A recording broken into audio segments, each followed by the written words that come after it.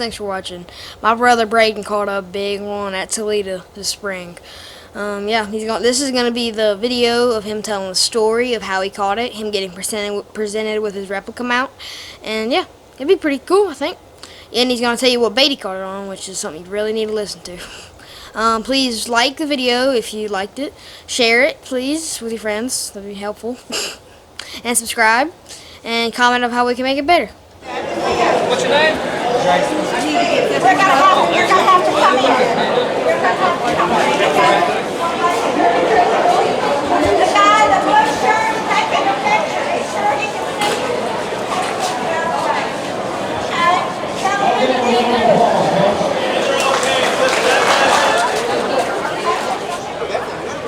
It's nice. It ain't like a real mount. Eyeballs look a little freaky. They do look a little freaky. Whatever. Hey guys, I'm Brayden Cruze. We were fishing, me and my buddy Jordan were fishing a local sheriff's department club tournament, and we started out the day in this bay called 6 Mile, in a little spot that Jordan had caught some fish on the day before. And we started out there early in the morning. There was about 9 boats in there ahead of us, but we were confident enough in the spot that we kept on fishing behind them. Caught a few keepers. Moved to a couple different spots. By around 1 o'clock, we had our 5 small fish, probably 10 or 12 pounds. And the day went on. I looked at Jordan. I said, "You know, man, if we're gonna have any chance in this tournament, we need a good kicker." And I just feel like that first spot we went to this morning is a spot to hold. That's gonna hold a big fish. He agreed, and so we took off and went back to that spot that we had hit that morning, and we were the only ones in there by ourselves.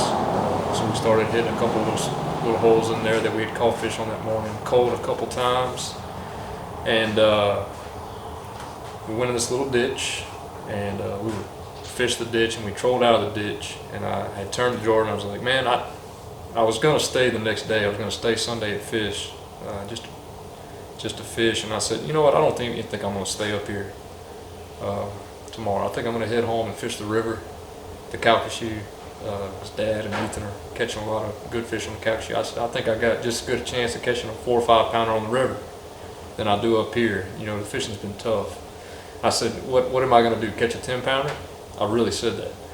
And so not 10 seconds later, we're trolling out of this little ditch, and the sun came out. It had been cloudy all day. They had a little front coming through, but we had a little patch of sunshine. And so I stuck my sunglasses on and trolling out of this ditch, and I just happened to look down to the right, and I see 2 beds that I could only see with my sunglasses on. With cloud cover and without my glasses, I'd have never seen them. And I look at the first bed and don't see anything, and I look at the next bed, and there's this big black blob in the middle of it. And I don't have a lot of experience with sight fishing and bed fishing, but Jordan did. He'd done it. He'd been shown how to do it by a buddy of his who that's all he does on the lake is sight fish during the springtime. And I said, "Jordan, look, fish. I think that's a fish on the bed right there." And he got really excited.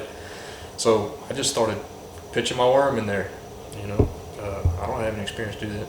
Meanwhile, Jordan's rustling around the bottom of the boat. I have no idea what he's doing, but I'm just sitting there throwing my worm at this fish, trying to get her to bite. She wanted nothing to do with it. Wouldn't even look at my bait. So I'm sitting there getting aggravated. Well, Jordan comes up. He's already tied on this kind of rig that I've never seen before. And he's like, "Dude, put your power poles down. Let me show you how to do this." Like, okay. And so he flips in there, and with this, what they call a wobblehead rig, it's just a giant weight detached from the hook with a white speed crawl. That way we could see it. I think it's the goofiest looking thing I've ever seen. I was like, "There's no way we're gonna catch that fish on this goofy looking bait." But he cast this wobblehead rig in there, and it works a few times, and I can still see her really well with the sun out, my glasses on. And she comes up to the bait, and I can see her kind of nose it, not really interested yet at this point. She turned around and leave, and he reel it in, cast back out there, and this went on for, I don't know, 10, 20 minutes where she just wasn't interested in there. Well, he makes another cast in there, and I'm watching her. She's coming up. She looks a little more interested this time, and then out of nowhere, a second fish comes from behind the bed and grabs his bait. And I don't know if he saw, because he was wearing some different kind of lenses than I were. But mine allowed me to see clear as day on this bed. This fish came out of nowhere and just scooped up the bait. And I told him to set the hook because I looked over and he really wasn't doing anything when I had just seen this fish gulp down the bait.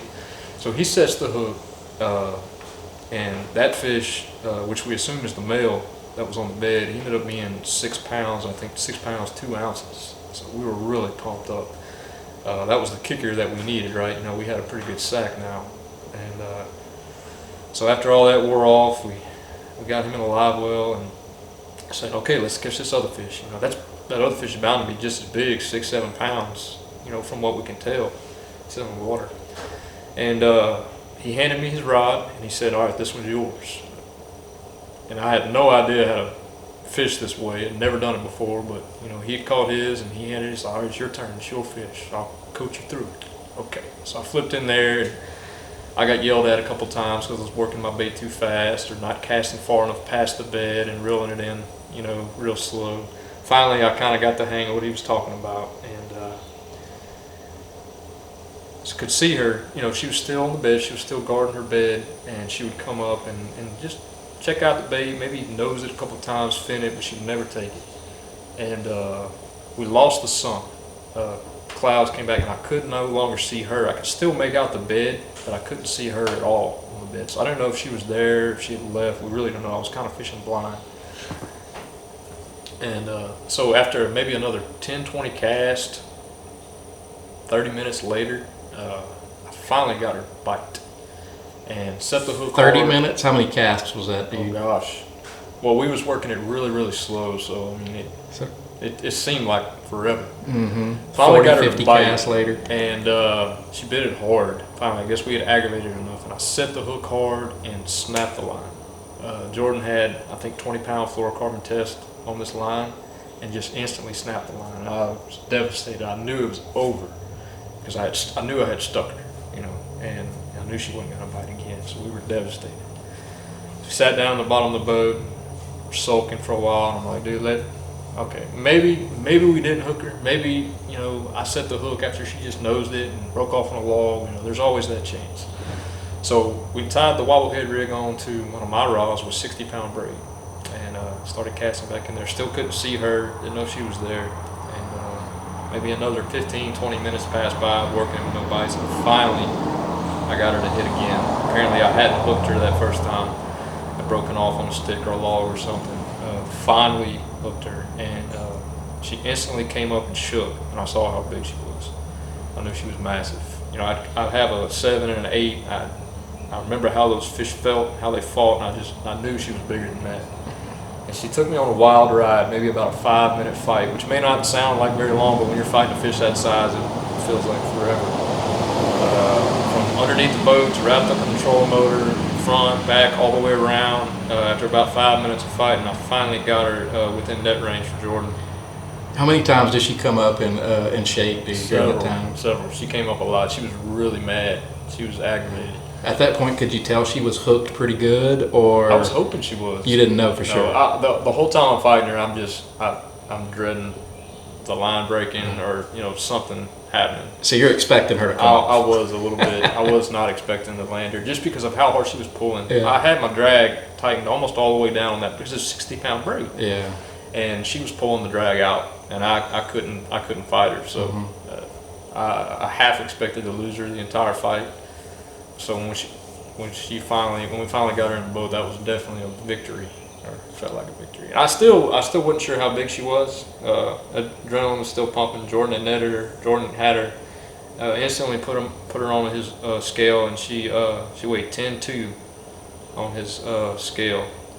So we were really excited. A part of us wanted to just head straight to the launch and you know, weigh her in at Buckeye.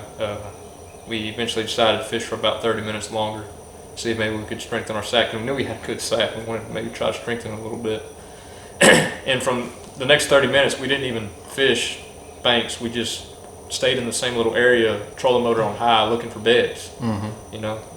So we eventually left, headed to Buckeye Landing. Weighed her in at Buckeye 10.72 at the scales, and our team stringer was 22.07. We ended up placing second place and winning big bass. Sweet. So you got a replica, part of that 10-pound liquor program. Just went and picked up that replica today. Pull her up, show her to us, man. So I think they got the size right. You said the coloring maybe not, you know, not That's exact. to be expected out of a replica. I mean, Yeah, it looks good, but we'll throw up some pictures that way you can see the real fish. But a free replica, man, that saved you about $300. Sure enough. And I it, got to release her back into the water. and she got to swim away. Good deal. All right, man. All right, what you got there? Sir, the wobblehead rig, the double-digit bait. That's the actual rig that you caught that This fish is on? the one. It's got a little rust on the hook right now, but Yeah. this was the one. What does that thing do? The weight is free. So the not familiar with the wobblehead. line ties to the weight, and then the weight has a little bit of O-ring that hooks to the hook. Just a little bit different action, Yeah. I guess. It makes that bait stand straight up. And why that? in the Man, that water. looks like about an ounce weight or ounce and a quarter. It's a 1 ounce. 1 ounce. And why that bait for a big giant fish on a bed? So what I was taught by Jordan on that same day was that if you use a lightweight when bed fishing, you know, the fish aren't interested in eating. They're interested in protecting their bed. They're really not in ambush mode. They're just in protection mode. So if you throw a lightweight or something small in there, they'll simply just nose it off of their bed or fin it off of their bed. They just want it away. Now if you use something heavy, and when they try to nose it or fin it off their bed and it won't move because it's too heavy, then they start getting aggravated. And they realize that, you know, I'm going to have to eat this thing or pick him up and physically move him off of my bed. Mm-hmm. So that's why the heavier weight prevails when it comes to bed fishing. Or so I was told. And it worked. It proved itself too, because I had cast 10 times at this fish with a small, you know, 3/8 ounce Texas rig. And she just kind of moved it away or nosed at it, while this thing, she, you know, to move it off of her bed, she was required to actually pick it up and bite it. So that was the beauty of using the heavy weight in that situation. Yeah, cool. What kind of reel? What kind of rod you catch that fish on? Shimano Chronarch, about a 6-year-old Shimano Chronarch I've had for a long time. I've only had this reel for about 6 months. It's a Shimano Zodius. The rod, yeah. Yeah, it's a 7 foot. I'm not looking at it. I guess it ain't gonna tell. Looks Yeah, like- 7'2", medium heavy. 7'2", medium heavy Shimano Zodius. Good deal. Shimano Chronic reel on 60-pound Sunline braid. Sweet. All right, man. Thanks for the update. Yep. Today you're gonna watch at Toledo. I messed up. Today, hey guys, you're the one who's made me do this like 500 times. We'll get it right and we'll be done. I would. It sounds pretty dang good to me. I don't think anybody's gonna notice we'll the replay it back. Nobody's gonna notice the in the Oh, video. I will. Yeah, exactly. Go, come on. We're wasting precious tape. Hey guys, thanks for watching. Oh, you keep saying guys. What if a girl's watching? Is that all right? Can a guy be a girl? Hey, y'all. I'm sorry, go. Do what you want. You done? This is the real take right here. As soon as you stop giggling. Play that. You're gonna be. Oh gosh. You ready? Yep. All right, dude. Tell us how you caught that big monster. Deer.